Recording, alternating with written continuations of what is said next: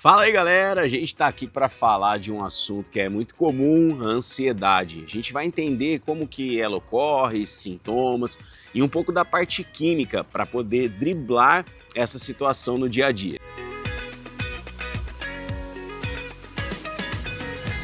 Bem-vindo ao meu canal. Se você não é inscrito, eu peço para você se inscrever para não perder nada e também deixar o seu like se acha que esse conteúdo ajuda bastante gente. Ajuda você, pode ajudar a galera. Mas vamos lá, vamos falar de um assunto que é muito comum, é muito pertinente, que ocorre com muitas pessoas, que é a sensação de ansiedade, são os sintomas de ansiedade. Uma coisa é a gente ter o diagnóstico, né, de um transtorno de ansiedade. E outra coisa é a gente não ter um diagnóstico, mas a gente ter sintomas, a gente ter sinais de ansiedade. A maior parte das pessoas que tem alguma questão relacionada à ansiedade, elas não têm, na verdade, um transtorno, mas podem ter sintomas, podem ter sinais no dia a dia. Isso traz uma sensação ruim, porque os sintomas de ansiedade, eles são ruins. Esses sintomas eles podem ser tanto na ordem emocional quanto também na parte física, né? Os sintomas emocionais eles envolvem a sensação de angústia, irritabilidade, oscilação de humor, por exemplo. Os sintomas físicos podem ser taquicardia, né? O coração acelera, às vezes sudorese, aquela sensação de falta de ar. E tudo isso no nosso dia a dia é bastante prejudicial, atrapalha a nossa produtividade, a gente se sente mal e a coisa ela vai ficando ruim.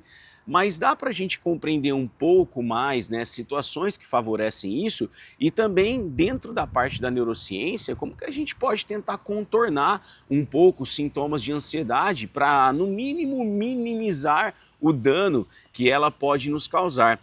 É bastante comum, é bastante normal a gente ter esses sintomas quando nós passamos por situações nas quais o nosso cérebro ele entra meio que no modo sobrevivência, ele se sente pressionado pela questão da sobrevivência.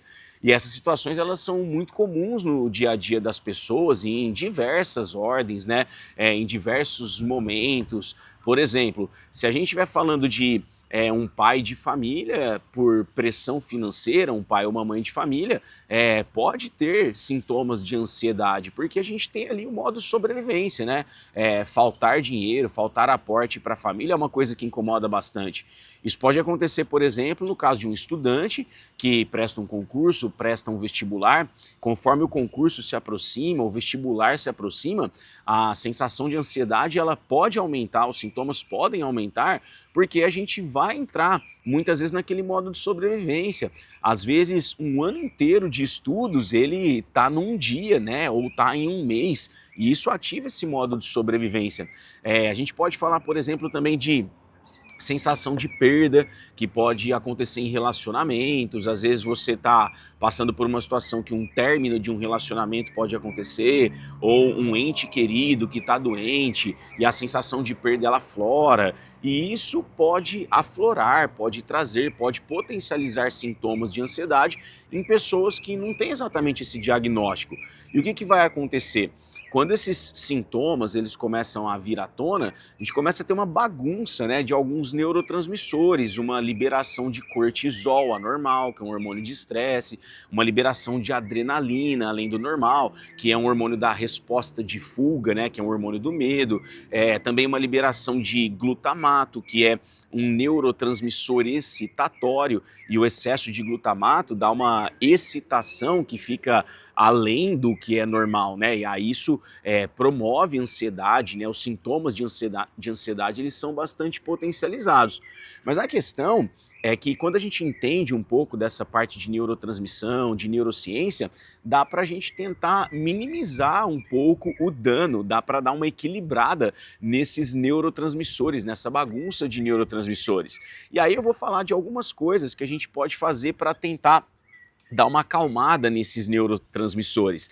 E não vou te falar do básico, porque o básico, obviamente, né, a gente fala bastante sobre isso, falo bastante no meu Instagram, falo bastante no TikTok, falo bastante em todas as minhas mídias sociais. O básico é a gente ter um bom ritmo de sono.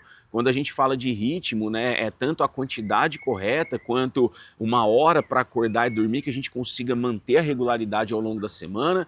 A rotina de exercício físico, né, fazer exercícios físicos com boa frequência semanal, regularmente. Também a gente fala de uma boa alimentação. Isso é o básico na parte de neurotransmissão. Mas eu vou te falar algumas coisas que vão além do básico. E como eu quero entrar bastante na parte de neurociência, eu vou falar para você de um neurotransmissor, que é o neurotransmissor GABA. O GABA, ele é um neurotransmissor que inibe o nosso sistema nervoso central, ele atua de forma inibitória. Então ele é um hormônio, por exemplo, antagônico ao glutamato, que é um hormônio excitatório. Para você ter uma ideia, na questão do GABA, ele ser um inibidor do nosso sistema nervoso central, muitas das medicações, né, que são ansiolíticas, que são para controle de ansiedade, elas são medicações GABAérgicas.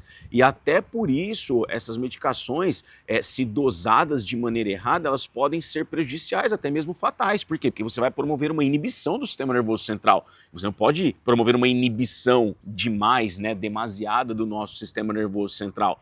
Mas eu não estou aqui para falar de medicações, porque isso é uma questão realmente terapêutica, para quem tem diagnóstico do transtorno de ansiedade.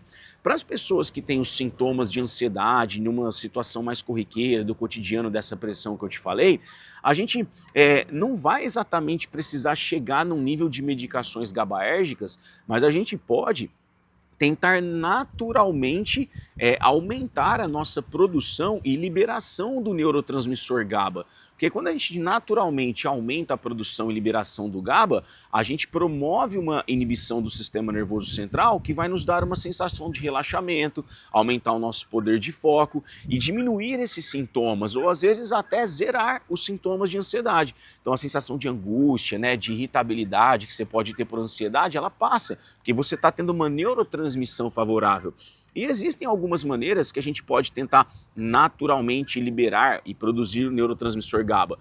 Uma das técnicas bem legais é a técnica do grounding, por exemplo. O grounding é simplesmente você ter um contato com a natureza bem físico mesmo, como por exemplo você aterrar os pés no chão, né? Você ficar descalço em um gramado, ter a sensação de contato com a grama. A gente tem estudos que mostram que quando você, por alguns minutos, entra em contato com a natureza, coloca os pés no chão, você tem a liberação de neurotransmissores que favorecem o controle da ansiedade, ou seja, você tem uma sensação de relaxamento maior. E essa técnica ela pode ser utilizada, não é fácil ser utilizada. Eu sei que modernamente muitos de nós vivemos em selvas de pedra, né? A gente fica trancado, é concreto, a gente perde o contato com a natureza, mas se a gente se programar, se organizar, dá para eventualmente a gente ter um contato e isso pode ser benéfico. Eu tive um caso, por exemplo, de uma pessoa que eu tinha um acompanhamento mais próximo, foi muito legal. Ela tinha que estudar para provas, e ela sentia muita ansiedade. No caso dela especificamente, ela estudava para provas de residência, né, residência médica. E era muito difícil, porque era muito conteúdo, muita matéria, ela tinha a pressão da formatura dela que estava chegando, ao mesmo tempo passar na prova de residência. E quando ela sentava para estudar, ela ficava angustiada e ela perdia muito foco por causa disso. Aí eu combinei com ela de ela diariamente, pelo menos em um certo momento, 1 hora por dia, dela ir num local que era próximo à casa dela, que tinha um gramado, estender uma toalhinha, picar ali umas frutas, né, uma comida saudável, como se fosse um piquenique, ficar descalça com os pés nessa grama estudando. Cara, e o resultado foi muito bom, porque ela realmente conseguia nessa hora estudar com tranquilidade, com calma. Aí ela começou a retomar os estudos sem ter aquela pressão. Por quê? Porque o cérebro dela foi se acalmando. E aí até quando ela estudava depois na casa dela, as coisas elas eram mais fáceis. Então, o grounding é uma técnica legal para você aplicar. Mas eu gosto muito também, e gente, tem muitas coisas para falar de GABA, tá? Eu não vou falar tudo nesse vídeo, eu acho legal você aprender o conceito, entender, né, que o GABA ele inibe o sistema nervoso central e ajuda no controle da ansiedade, mas nesse vídeo eu falo mais uma coisa para você, que é o uso da fitoterapia através de chás. A gente tem muitos compostos fitoterápicos que são GABAérgicos, e aqui eu vou falar dois que eu adoro utilizar no meu dia a dia e recomendo muito para alguns alunos em determinados contextos, tá? Um deles é o chá de camomila. O chá de camomila ele tem propriedade GABAérgica, então ele vai ter essa propriedade de acalmar os ânimos, de diminuir a ansiedade. E uma coisa legal do chá de camomila é que ele vai dar uma sonolência. Então, assim, não é muito interessante, né, para você que precisa ficar no foco para um estudo, tomar o chá de camomila para estudar. Mas é interessante para você que eventualmente deita para dormir e demora para pegar no sono, porque você fica com a mente muito agitada, você fica pensando nas provas, você fica pensando nas finanças, você fica pensando no seu relacionamento e tem uma dificuldade de iniciar uma boa noite de sono. O chá de camomila, ele tem esse efeito de favorecer um início de sono, essa parte inicial. Então é muito legal você colocar no seu dia a dia em determinados contextos. O outro chá que é muito massa, eu gosto pra caramba, é o chá das folhas de maracujá, tá? Não é fruta, não é a semente, não é a polpa, não é o suco, é o chá das folhas. As folhas de maracujá, elas também trazem essa propriedade GABAérgica, só que é uma propriedade GABAérgica que em relação ao sono, por exemplo, ela vai favorecer mais a profundidade do sono. Então assim, não é provável que você tome o chá das folhas de maracujá e sinta sonolência por causa disso, mas quando você dorme, o seu sono ele fica mais profundo, e um sono mais profundo ele é mais reparador, ele melhora o seu humor, a sua disposição, a sua memória, sua capacidade de concentração no dia seguinte. Existem algumas pessoas que até se dão bem com o chá das folhas de maracujá ao longo do dia, mas isso é uma coisa legal para você testar, porque essa propriedade de diminuir a ansiedade, se você exagerar na dose, ela pode trazer também um pouco de paz demais, sabe? Você ficar um pouco sonolento, se você precisa trabalhar bem, se você precisa estudar, aí às vezes não é o que você quer naquele momento. Mas enfim, o que eu tô tentando mostrar para você, e é o que a gente fala muito aqui no canal, é que existem situações na nossa vida, em certos momentos mais, em certos momentos menos, que a gente vai ter pressão e essa pressão dá uma bagunçada ou aumenta a chance de bagunçar nossos neurotransmissores e por isso sintomas de ansiedade, tanto emocionais quanto físicos, eles darem uma florada. Mas existem técnicas, né? Existe conhecimento dentro da neurociência para a gente tentar driblar um pouco tudo isso e ficar bem, ficar em paz, para viver feliz. Então lembro você aí de, se gostou do vídeo, deixar o like e também se inscrever no nosso canal.